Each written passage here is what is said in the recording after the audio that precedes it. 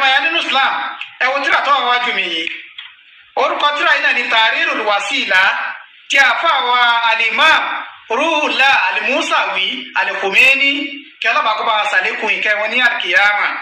tẹ́ bá lọ júùsù ẹlẹ́ẹ̀kejì tẹ́ bá lọ page 221 tẹ́ bá lọ mas'ala ẹlẹ́ẹ̀kejìlá wọ́n fẹ́ kẹ́ jẹ́ ká gbọ́n tí al-Imam al-Khomeini sọ kẹ́ wá kọ̀ǹpìà rẹ̀ sí ìsọkúsọ tí àfáà Abdulrahman Al-Albosa àti Dr. Sharafdin Gbadebo kẹ́ kọ̀ǹpìà rẹ̀ pẹ̀lú kẹ́ tí wọ́n sọ. la yajuzu watu sauja qabla ikimali 9 sinin. Imam al-Khomeini ní kò lẹ́tọ̀ọ́ fún ọkọ ìyàwó láti ní àjọṣepọ̀ pẹ̀lú ìyàwó rẹ̀. Mo fẹ́ kẹ́ bá mi underline pọ́ọ̀tì yìí. Kò lẹ́tọ̀ọ́ fún ọkọ ìyàwó láti ní àjọṣepọ̀ pẹ̀lú ìyàwó rẹ̀. la yajuzu watu sauja kò lẹ́tọ̀ọ́ kí ọkọ ìyàwó kó súnmọ́ ìyàwó rẹ̀ qabla ikimali 9 sinina. Tíyàwó yẹn ò bá ti pé ọmọ ọdún 9. Ohun tí Imam al-Khomeini sọ yìí tí wọ́n sọ rèé o. Imam al-Khomeini ní kò lẹ́tọ̀ọ́ fún ọkọ ìyàwó èmi lọ́kọ ìyàwó kò lẹ́tọ̀ọ́ kí n súnmọ́ ìyàwó mi tíyàwó mi ò bá ti pé ọmọ ọdún 9. Ìmáàmù wa tẹ̀síwájú ìmáàmù wa ní dawama kana nikah aw munqati'an. Ìgbéyàwó yẹn ò bá jẹ́ temporarily tàbí kó jẹ́ permanently ìyàwó ní ìyàwó jẹ́. Ẹ má gbàgbé a ti sọ fún wa nínú Islam lára ọ̀nà tíyàwó pín sí òun náà ní a ní temporary marriage bẹ́ẹ̀ ni a sì ní permanent marriage. Méjèèjì sí ní Al-Qur'ani sọ nípa rẹ̀ kò sẹ́ tí ó takò àfàláìmọ̀kan. Imam al-Khomeini wá ní la yajuzu watu sauja qabla ikmali 9 sinina dawama kana nikah aw munqati'an. Ìgbéyàwó yẹn ò bá jẹ́ temporarily kò bá jẹ́ permanently kò lẹ́tọ̀ọ́ kí ọkọ ìyàwó kó súnmọ́ ìyàwó rẹ̀ nígbà tí ìyàwó ò bá ti pé ọmọ ọdún 9. Ìmáàmù wa tẹ̀síwájú ìmáàmù wa ní wa amma sairul istimta'at. Ẹ wá rí àwọn ìgbádùn yòókù tí a máa ń ní pẹ̀lú ìyàwó yẹn kalamsi bishawa kí fọwọ́ kan ìyàwó mi pẹ̀lú ìfẹ́ wàdọ́ mi tàbí kí n dìmọ́ ìyàwó mi kí họ́ọ̀gì ẹ̀kọ́ náà họ́ọ̀gì mi wàtẹ̀fùhìs tàbí kí n mú àsákàrí mi kí wọ́n fi síbi tán ìyàwó mi ṣebí ìyàwó mi ni kò sí òtún ìlẹ́sẹ̀ pẹ̀lú ìyàwó mi. Ohun tó bá lè mú àwọn sálàfù àwọn Dr. Sharafdin àti àfáà Al-Albosa kó sọ wípé kò sí tó burú kọ́kọ́ ìyàwó kó ti àsákàrí rẹ̀ kó ti ìbọ ìdí ìyàwó rẹ̀ kó fi bá lájọṣepọ̀ wọ́n ní kò sí tó burú mbẹ̀. Kí ló wá burú ìyàwó tèmi kí n mú àsákàrí mi kí n sì fi síbi itan rẹ̀ méjèèjì ẹ dákun kí ló burú mbẹ̀. Ìmáàmù wa ní wàá masailul istimta'at kalamsi bishawa wàdọ́mi wàtẹ̀fọ́yìs fàlà ba'sa biha. Àti sẹ́ni gbogbo yìí tá a kàkálẹ̀ yìí o kí n báyàwó mi ṣeré kí n họ́ọ̀gì ẹ̀ kí n kíìsì ẹ̀ kí n fàsákàrí mi síbi itan rẹ̀ méjèèjì la ba'sa biha. Tá a bá fojú ṣẹ̀ríà wò kò sí nǹkan tó burú mbẹ̀ kò sí ìtì ilé ṣe. Ìmáàmù wa ní ata fi rọ̀dìyà ìfún ìyàwó mi yẹn kò bá jẹ́ ọmọ tí wọ́n fún lọ́yìn lọ́wọ́. Ọlọ́mọ sì wọ́n láìmọ̀kan bí àwọn àsàlàfíà wallahi. Tí a bá fẹ́yàwó kò bá jẹ́ ọmọ tí mo yàn lọ́wọ́ ni mo fẹ́. Ìlẹ́tọ̀ láti súnmọ́ àyàfi lẹ́yìn ọdún 9. Ṣùgbọ́n àwọn nǹkan ìyókù tí a ń báyàwó yẹn ṣe mo lè bá ṣe ọ̀rọ̀ parí ojú ṣẹ̀ríà ni Imam al-Khomeini ni wọ́n fi dáhùn ìbéèrè ẹ tó béèrè béèrè yìí. Ìwọ tó bá ní ọ̀wá rí bẹ́ẹ̀ kó wá bọ́ta kó mẹ́rin rẹ̀ wá. That is number 1.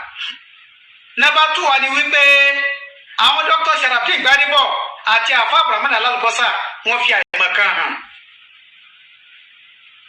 Wọ́n fi àìmọ̀kan àti pé ojú wọn ò tó tírà wọ́n fi hàn síta. Wọn ò mọ̀ pẹ̀lú àwọn nǹkan báyìí náà tí wọ́n fẹ́ challenge àwa ṣíà lé lórí láti fi bà wá lórúkọ jẹ́ nígboro wọn mọ̀ pé wà ní tírà wọn náà. Inna lillahi wa inna ilayhi raji'un. Wọn mọ̀ pé wà ní tírà wọn náà. Ẹ máa yá nínú Islam. Ẹ wo tírà tó wà wájú mi yìí. Orúkọ tírà yìí ni Fathul Bari bishari Sahih Bukhari. Ẹ tó ní tírà yìí náà ní àfa àwọn Ibn Hajar al-Asqalani al-Mutawaffa samanumiya واثنين وخمسين أفا إفايلة 852 لا يجرى نبي محمد شعيب الأرناؤوط السلفي الوهابي on ló ṣe tàkìkì rẹ̀ tẹ́ bá lọ wo jùsù 15 tẹ́ bá lọ wo page 245 mo fẹ́ kí ẹ jẹ́ ká gbọ́ tí àfà Ibn Hajar al-Asqalani sọ àfà Ibn Hajar al-Asqalani ní wàkọ́lá Ibn Battal àfà Ibn Hajar al-Asqalani ọ̀nàrẹ́ jọ̀rọ̀ kẹ́nu àwọn àfà alùsùnà tí a mọ̀ sí Ibn Battal wọn ní Ibn Battal sọ báyìí wípé yajuzu taswiju sagira bil kabir ijma'an àfà Ibn Hajar al-Asqalani ó ní àfà Ibn Battal tọ́jú ọ̀kanú àwọn àfà alùsùnà ó ní àfà yẹn sọ báyìí wípé ọlẹ́tọ̀ kò sí tó burú kí àgbàlagbà ọkùnrin kọ̀bá àti wọ 30 years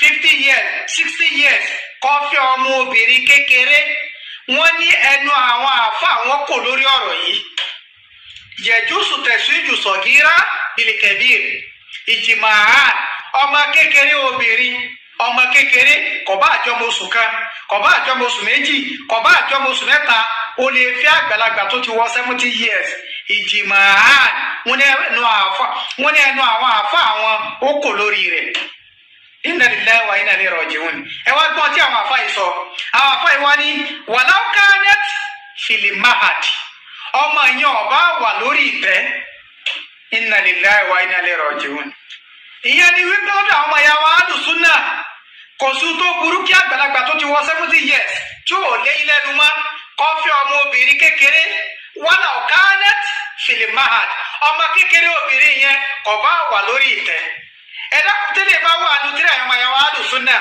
tẹ́lẹ̀ bá wà nù tíra àwọn Dr. Sharafdin Gbadebo àti tíra àwọn àfà Abraham Al-Albosa kílẹ̀ wá fẹ́ máa táàkì àwa ṣíàṣì ìyẹn ń sọ fún wa wípé ojú yóò tó tíra yín tí ẹ mọ ẹ̀ka tó wà nù tíra yín kẹ́ tó bọ́ọ̀tà kẹ́ tó máa sọ̀rọ̀ tó tẹ́ bá mọ̀ pé lè wà nù tíra yín ni ní bọ́ọ̀tà kẹ́ fẹ́ mọ̀ wá àtàkì àwa ṣíà lórí fatwa tí Ìmáàmù Al-Khomeini qaddasallahu nafsahu tahira lórí fatwa tí wọ́n ṣe wọn náà àwọn àfáà yìí ẹnu wọn kò wípé ọmọ kékeré tó wà lórí ìtẹ́ ó lè fẹ́ àgbàlagbà 70 years àfáà ìwá tẹ̀síwájú àfáà ìwá ní lákìn ṣùgbọ́n láyù mákàlùmínà arákùnrin àgbàlagbà tó fi ọmọbìnrin tó wà lórí ìtẹ́ tí ó ti jọ ọmọ ọjọ́ méjì lọ tí wọ́n bí arákùnrin àgbàlagbà tó fẹ́ yẹn o láyù mákàlùmínà kò ní súnmọ́ ọmọ yẹn tó wà lórí ìtẹ́ ata tẹ́sítúhá lèlèwátì títí tọmọ yóò fi tó súnmọ́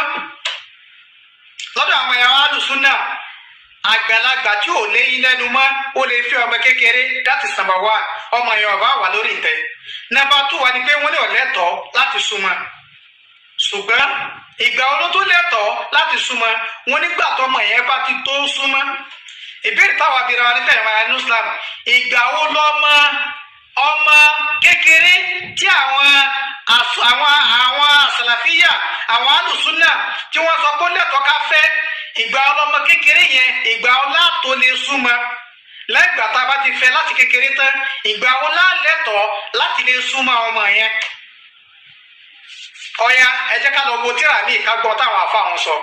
ẹ wo tíra tó wà wájú mi orúkọ tíra yìí ni al-Fatawa al-Hindiyya ẹ tó ní tíra yìí náà ni al-Allama Sheikh Nisar òun ló kọ tíra yìí kẹ́ wọ́n sọ̀rọ̀ nìkan o wa jama'atun min ulama'i al-Hindi al-a'lam àti àwọn bíi 1000 àwọn àfa nílẹ̀ India àwọn ni wọ́n jọ kọ tíra yìí àwọn ni wọ́n ṣe fatawa tíra tó wà ní tíra yìí tẹ́bá lọ ojúṣu alákọ̀ọ́kọ́ Darul Kutub al-Ilmiyya Beirut Lebanon àwọn ni wọ́n tẹ̀ jáde ó yá jẹ́ ká lọ sí page 316 ká lọ wò ìgbà wo láàlẹ́tọ̀ lọ́dọ̀ àwọn ìyàwó alùsùnà lọ́dọ̀ àwọn àsàlàfíà ìgbà wo láàlẹ́tọ̀ láti lè súnmọ́ ọmọ kékeré tá a fẹ́ látòrí ìtẹ́ ìgbà wo láàlẹ́tọ̀ láti lè súnmọ́ àwọn àfà yìí ní waqtalafu fi waqti dukhuli bi sagira wọn ní àwọn àfà alùsùnà sì apẹnu lẹ́yìn ìgbà tí gbogbo wọn ti conclude wípé a lè fẹ́ ọmọ kékeré lóbìnrin